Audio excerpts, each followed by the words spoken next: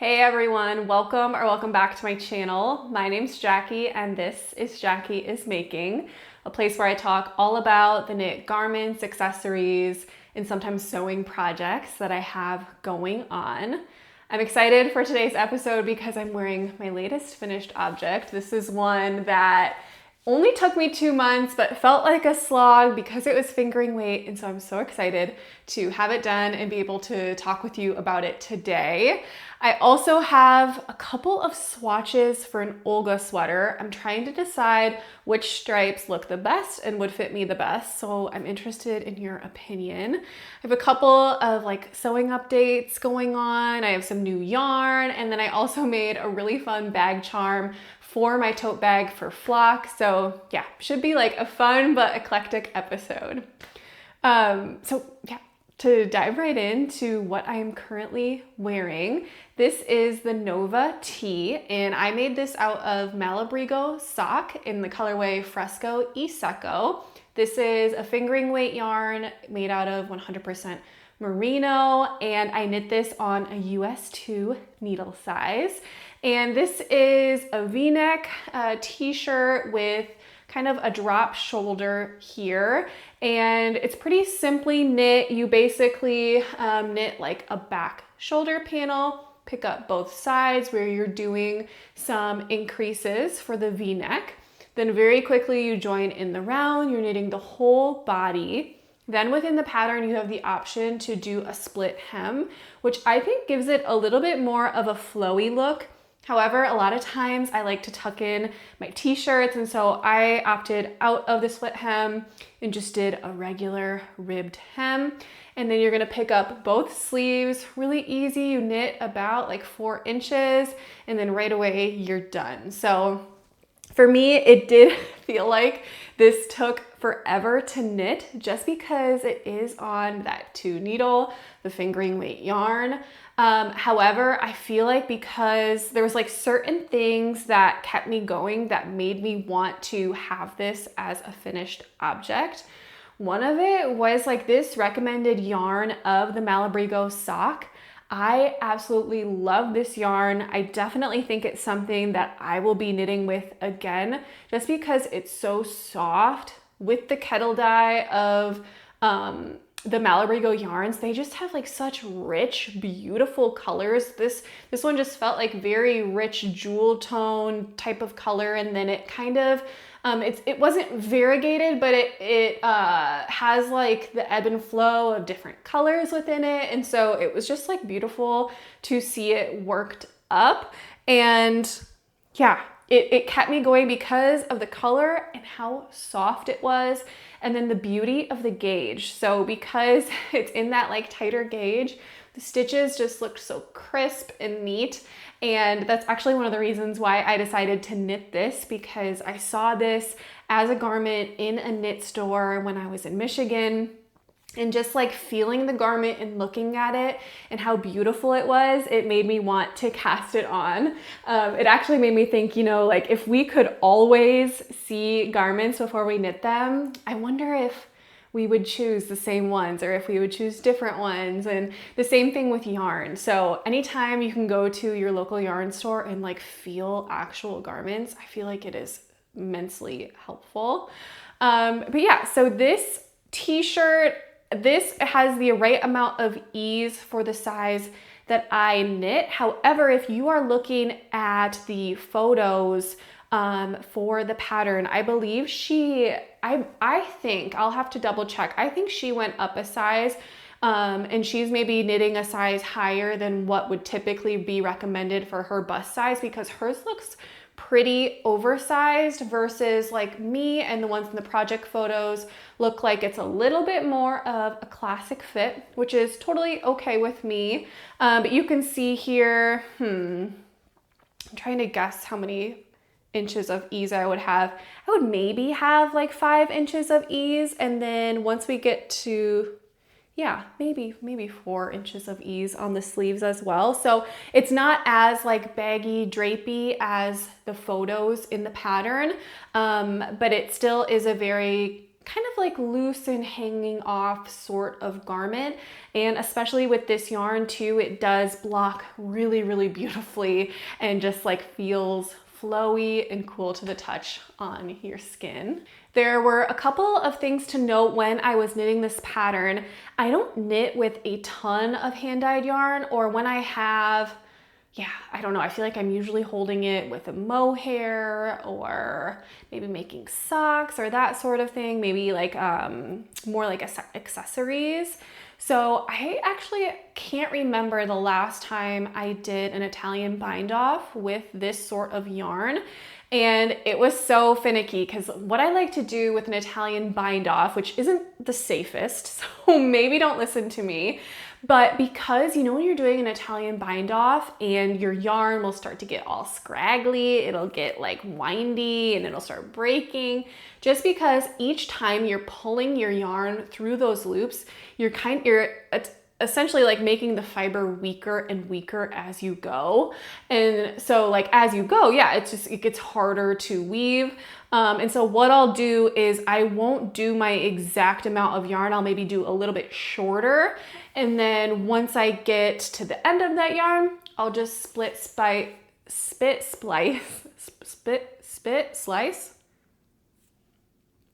I'll do the thing where you use spit, put your yarn together so that it rejoins. And I do that, just because, then I'm having a nice yarn instead of having to like really power through a terrible experience. And so that's like kind of what I'm used to when I'm doing an Italian bind off, because it's just so common for me to use a more woolly sort of yarn. And so I was doing this and I knew I wasn't going to be able to spit splice it. And so I was like, okay, I'm gonna do the full length of yarn, but it just got so splitty and so bad that I ended up like having to cut it and then join yarn in like a different manner. And it just, I had to do it like 3 times because the yarn kept getting so bad. And so that was like a lesson for myself. With these hand-dyed sort of yarns, I'm not going to do Italian bind-offs anymore. I'm just going to do a standard bind-off, Jenny's super stretchy bind-off, that sort of thing, where I don't need to be like cutting a length of yarn and then weaving it. I'm not sure if you all feel the same way, but for me, it was just not a good experience at all. That was the bind off experience. I think my only other critique of the pattern is it does have quite a bit of extra fabric here in the arms. It's not something that bothers me. It kind of adds to the extra ease within it. But for instance, like if I were to redesign the pattern, that's something that I would omit. So that's something that I just wanted to mention to you all. And then as far as yarn quantities for this pattern, I ended up just using just over 2 skeins of yarn. I mean, just over. I actually have it right here. I mean, I probably just used this for the bind off. I barely even used it. And so it's nice, like now I have another skein, I can use it for another project. But I always hate when I buy something for a project and I only have that little bit left. So I do think I knit the size that is equivalent to a size large. If you're knitting a large or lower within the correct gauge, I do think you can get away with 2 skeins of yarn. And then any size above that, I would use 3 or more skeins. So I loved knitting this pattern. It was a very enjoyable experience. I'm not sure if I'll knit one again or if I'll try to find another fingering weight sort of garment for next summer.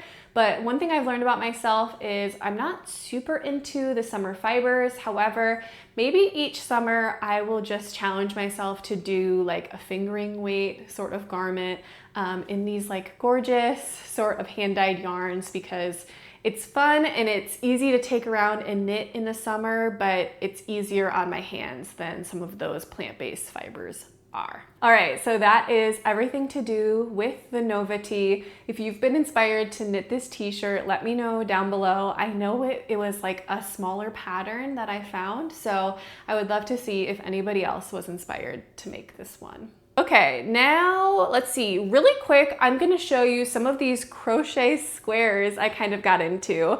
So while I was finishing this tee, I found myself like needing to just having like some bite-sized other little projects. So I cast on another project, I did 2 swatches, I worked on these. And I was just like needing some mental stimulation as I worked through the final bit of body on this t-shirt. So what I have here is just some really gorgeous granny squares. I have a couple in these orange shades. I have one, this is like a deep brown burgundy shade. And then lastly, this is kind of like it's like a color changing yarn that I used in a past shawl. And these are the Sunburst granny squares, and I'll have up on the screen what this pattern is. But my idea for this is just that these would be something that I would have the pattern memorized, and I would be able to just pick them up and quick do a square at night, do 1 or 2, whenever I'm feeling bored and up to do crochet. And I would only be using scrap yarn on this, besides probably that filler color. And yeah, that they would just be something that would help me get through some of my stash while creating like a gorgeous crocheted blanket. So it's so fun. I did crochet before I was knitting. And so for me, it's very much so like riding a bike. Like the second I finished one, I was like, oh yeah, like I have this memorized, I got this. It's so funny how you just really pick these things right back up. But this is just so fun because it's really just it's only 4 rounds to make one of these. It's super, super easy to memorize, and yeah, I feel like you can get one done, maybe like 30 minutes, maybe faster or slower depending on your speed. But yeah, it's fun. It's been fun to pick up again, and I'm excited to kind of select some colors for these. I think ever since I've been like cast as an autumn season, I have a lot of these autumny shades of yarn, and I do like to decorate with a little bit more of some moody colors. So I think that I don't have a color palette picked out yet for this blanket, but I do think majority of the yarns that I'm going to be choosing are going to be a little bit more of those like moody sort of autumny shades, just because that's like a lot of what I have. So yeah, that is these little Sunburst granny squares, just a really quick update, but I'm excited to see how my little stack grows, and I'll just have to keep you updated on what the stack looks like during each podcast episode. Now let's talk about, I have a fun one. So if you missed last week's podcast episode, I am making this out of a 100% alpaca yarn, and this is in a sport weight that I got from Alpaca Fest in Wisconsin, and I'm holding this with a Knitting for Olive mohair in the shade Powder, and it is creating this gorgeous fabric. So like I said, I just needed like something in between my sessions of knitting this green shirt. And so I cast this on, and this is like a fun and different sort of cast on because you cast it on using an I-cord. So you first do all of your cast on. I guess you're not technically casting on, you're making an I-cord a certain length based on your size. And then you pick up stitches within the I-cord, and then that's when you start your short rows for the back of your sweater. So yeah, it was kind of a very interesting sort of technique and method, and something that I've never done before. And then yeah, it's really fun. You immediately start going into short rows, and you can kind of see the full length of this here. This is going to be a true nice oversized sort of sweater, and this has a fairly big gauge and is like very like flowy, and oh my gosh, so soft with that alpaca. But I'm excited because this has the same gauge as the Norma sweater that I made, and I just love the way that like drapes and feels. And my Norma is also a sport weight plus lace, so I'm really excited about how much I'm going to like just like the fabric of this sweater as well. And being knit on the US 7 needles, it's just like a nice change up. Going from these US 2 needles to this, it's just been nice to like have something that's been making progress really fast. And yeah, just feels like really good in my hands. So for this too, the short ones do take quite a while because on each end, you're only adding 2 stitches each time, and you start with a fairly small amount in the middle. So I feel like it took me maybe a little bit longer than some. I mean, each pattern has a different amount of short rows, but I felt like this one had a pretty decent amount. And then after that, once you've completed all of them, then you just knit to an exact amount, a length. She gives you the rows, but also the length, which I really appreciate in case you are off gauge. So I think I ended up knitting maybe 5 rows less because I had already hit the amount of inches. And so yeah, now I am all done already with this back panel. And now in this next week, I'll be able to pick up the 2 fronts, and very similar to this V-neck, because this is a V-neck as well, I'll be knitting and making increases to go for the V-neck. And then I'll already be joined in the round. So I'm super, super excited. Yeah, my husband and I have been like enjoying, we have a new TV, so we've been enjoying watching TV together, and we've never seen The Wire on HBO. So kind of when I'm looking at this, I'm just thinking about our experience watching The Wire. It's so good if you've never seen it. But yeah, it's funny when you make a certain project when you're going through something in life, be it like this, I will always think of our move. This, I'm thinking about like this really fun TV show I'm watching with my husband. So yeah, it's kind of funny how that works out. But this one, I'm excited just for like a staple. I'm excited that it is a little bit of that open gauge for fall.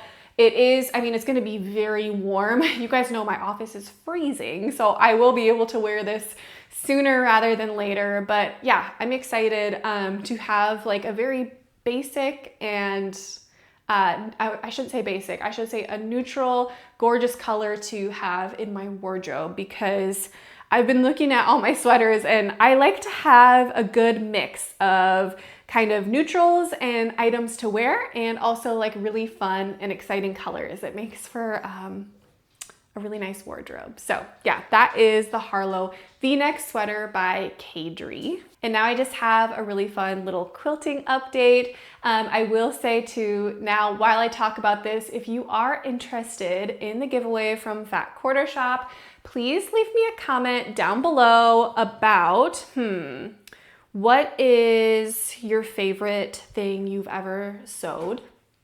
And if you do that, then you'll be entered into the giveaway, and I will have a random generator pick the winner, and then I will message you and ask for your email so that they can send it right over. This will be sent to you by Fat Quarter Shop, not by me, so it should be pretty easy shipping wise. And thank you so much to Fat Quarter Shop for helping me with this giveaway. I genuinely use all of these products and love like the color and joy that they bring to my space, so I hope that you do too. For anybody that hasn't been around for a while, I have been working on this quilted snowman quilt, and I'm really like feeling amped to get it finished now that I have a beautiful space to sew in and cut and just everything. So I've been working on these are called the little snowballs of the quilt, and these are tiny. So I feel like I have been avoiding them a little bit because they're so small and I have so many little pieces. You make, I think, maybe like 22 of them or something, but they all start off as these 9 patches, and then you kind of make these little corners. So I'll just show you some of them here. But yeah, I just had to finish cutting all of my little squares, and then these ones are all finished. So yeah, I'm excited about these. These fabrics are just so, so beautiful. I'll leave this kit linked down below if you haven't seen me making this yet. The colors are just gorgeous. It's so fun to work on because while it's Christmas themed, there are a lot that just like, they apply to any time of the year. And so I'm excited. I know I'm gonna have leftover scraps and that I'm gonna be able to use them for a bunch of stuff.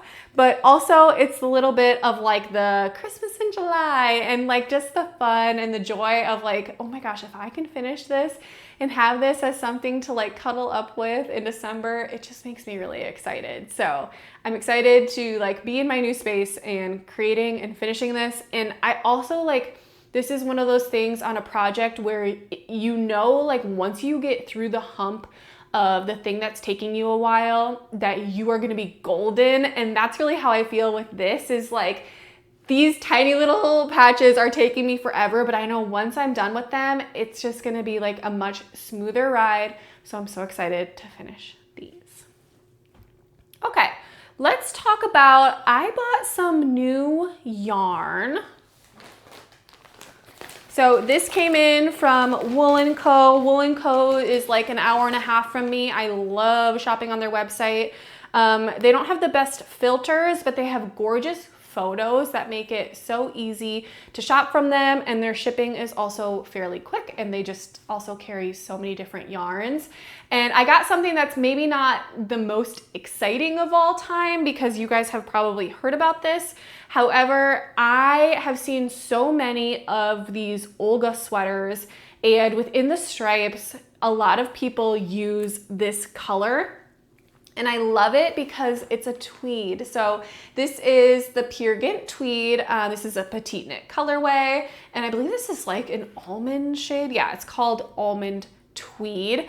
And I just like have seen so many photos on Instagram and on YouTube of people knitting with this, and the little flecks of tweed, just, they look so cool. It looks so like Ralph Lauren. So yeah, like kind of that preppy look, but also just so like special and heirloom. So yeah, I knew that I wanted to knit with this. Like I've seen so many different colors using this. And so I was looking at some different yarns that I was interested in, and I was like, you know what? I just know if I don't pick the tweed, I'm gonna regret not picking the tweed, because I've loved it so much on everyone else's. So yeah, I got this. And then what I ended up doing is making two different swatches. And the reason being is I made this first swatch. So I have this really gorgeous really deep chocolate. It's called Espresso, and this is a 100% lamb's wool yarn from a town just over from mine. And so it's special that like it came, you know, it's local, and yeah, I've kind of just been waiting to use this yarn, and I knit this up here, and it just looked more black and white than what I was expecting. So it's this really, really deep brown. See, I have this here. It's very, very deep. And then that petite knit almond color, I was kind of expecting it to be a little bit more beigey than it is. And I felt like, okay, is this too black and white? And I don't know if I've still decided yet. I still haven't decided. So I need your help. And because of that, I ended up making another swatch. And this is with, my local guild. I'm a part of a knitting guild in my city. And we have like a big yarn sale at the end of each season. And this is an Alice Starmore colorway. It's in like a petrol, like gorgeous blue color. And honestly, for either of these, I think would make a gorgeous one color sweater for myself. So this one would be so pretty on me. This one, like I have sweater quantities of both of these, so neither of them need to be in a striped sweater. But yeah, I can't decide whether, let's see what you think would look better on me, whether a kind of blue and tweed would look better on me, or should I go with the classic brown and tweed? So some of my friends said maybe this is like a little too black and white. Someone made like the jail comment, but you know, black and white is like so classic. Like, I mean, so classic. Everyone wears black and white stripes, right? So this or this.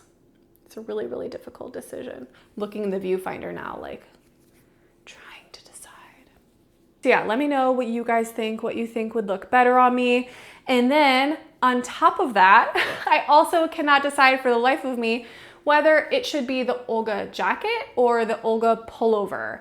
I have a couple of other cardigans in the works and kind of that I'm thinking about. So I'm maybe leaning toward the pullover, but I love both. I could definitely see myself going with both. So if you think, what would you do? Which color would you choose? And would you choose the cardigan or the pullover? I'm dying to know. Okay, so that is all of those updates. Now let's talk a little bit about some really fun fabric I got, and then lastly I'm going to finish out with my little charm I made for my flock bag. So first let's talk about this gorgeous, oh, got my cat here. First let's talk about this gorgeous kind of ditzy floral that I found. So we went to an estate sale and I had a friend message and say that she was going and that people should check it out because they have some good fabrics there. And so, yeah, I was a little bit inspired. There's a couple of other sewing projects I really want to do, on top of just like wanting to be inspired in general. But I know like our guest bedroom, we're really wanting to make Wisconsin themed. And so I picked out some along with that. And then I also knew I really wanted to make a cafe curtain. Some of you have maybe heard me talk about that before in my pantry. And so some of you may have seen, I already put a really cool reel on my Instagram about this, but yeah, I had enough fabric that I was able to make this gorgeous cafe curtain. And I tried looking it up. There's a salvage on here that says copyright Peter Pan Fabrics Incorporated. And it looks like this fabric was produced anywhere from 1950 to 1970. I wasn't really able to specify exactly when it was, but it was just perfect. I found a really nice tutorial that I used that I'll link for you. It was easy to follow, and yeah, I was thinking about lining the curtain, but I ended up not lining it so that it would have some like really beautiful light filtering in. And so yeah, it was a really quick like Sunday morning project, took me a couple of hours, and then I got a gold tension rod on Amazon. And so it was just like an affordable, fun, and like also really cool, like just the juxtaposition and of like having these really retro old fabrics in a new build house. Like I just loved the combo of that. So I've also forever been thinking I kind of want to paint the pantry a really light blue, and there's some really light blue flowers in this. So it's something that I just think would be so cool. So yeah, that is that. And then the rest of, I guess not the rest, I did pick out some fabrics for, like I mentioned, that like Wisconsin themed room I'm thinking needs to be kind of like an up north sort of vibe. And so I'm thinking like cabiny. And so I got these like really fun plaids. This is just like a nice middle shade. This one is like cow, of course, for Wisconsin, and then another plaid here. And then lastly, I got this brown polka dot, and all of these I could just picture in like a really cool up north looking quilt. And then lastly, I got this one here that is just this like checked green. It has little pigs and cows on it, which is really fun. And then I just found these three other ones that I really liked. A gingham, you can never go wrong. Put that into anything. This is another really pretty ditzy sort of floral color. Love this one. And then lastly, this I thought was like so pretty and springy. So yeah, those were all the fabrics I got. It was cool too because it was you purchased by pound, and this was 2 pounds. So I got all this fabric for 10 bucks, which was incredible. And I can only hope that one day maybe there'll be an estate sale in my house and somebody will get to go through all of my gorgeous yarns and fabrics. So yeah, it's nice to go through somebody's house and like kind of honor that person and think about them when you're using this, and putting them to like good use and caring about them, because I just imagine when that person picked these out that they really cared about them too. So it's kind of special. Okay, and then lastly, I thought it would be really fun if I showed you the little charms that I made for my flock bag. So for this, I was inspired by Rachel is Knitting. She's definitely like my knitfluencer. What she's been posting on her page that she was making a little boo-boo type of keychain for her bag at Flock, just because when you go to Flock, so many people are probably going to have these bags. And so she was like, oh my God, like what if I set it down and everybody has the same bag and someone takes my yarn? And so she had the idea to make a little charm for hers. And I'm excited because I'm gonna be able to hang out with Rachel and Leslie of VNeck, California while I'm at Flock. And so I just had to make one, of course, to match the gang. And so what I ended up making is a little bird here. So for anybody who doesn't know, my whole family calls me Bird or Birdie. That's like my nickname. And so I was gonna make a cat. The one I made is a little bit atrocious. The ears weren't working out.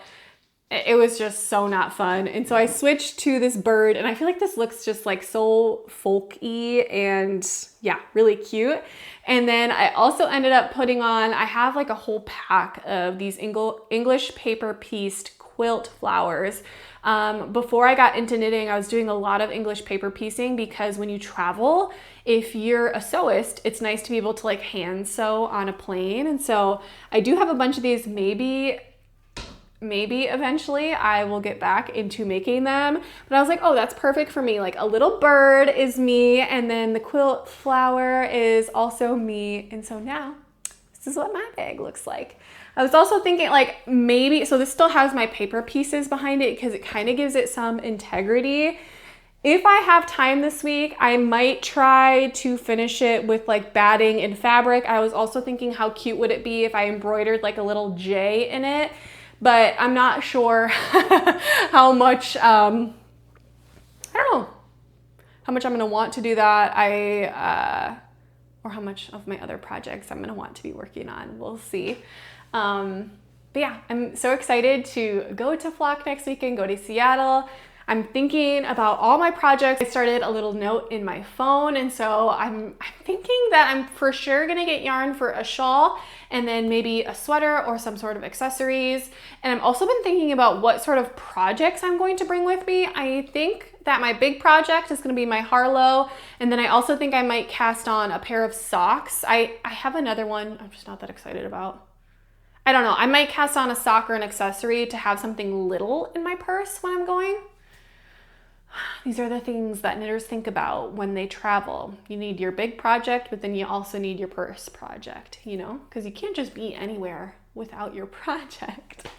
Yeah, if anybody has any recommendations for Seattle, I've never been there before, and I would love to hear any of your recommendations. And yeah, other than that, I hope that you all have a great rest of your week. Please let me down below what you're making, and let me know what your favorite item is that you've ever sewed if you want to enter into the giveaway of that wonderful Fat Quarter Shop bundle. Thank you guys so much. I'll see you next time. Bye-bye.